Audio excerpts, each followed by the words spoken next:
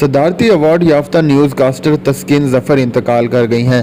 پاکستان ٹیلی vision P T V کی news caster اور radio Pakistan کی ایوارڈ یافتہ صداکار تسکین ظفر کچھ عرصہ علیل رہنے کے بعد 9 جون کو انتقال کر گئی ہیں۔ چینل کو سبسکرائب، ویڈیو کو لائک اور شیئر ضرور کیجیے گا۔ سرکاری خبر رساں ادارے کے مطابق تسکین ظفر 67 سال کی عمر میں راولپنڈی میں انتقال کر گئی ہیں۔ ان کی تدفین بھی وہیں کی گئی۔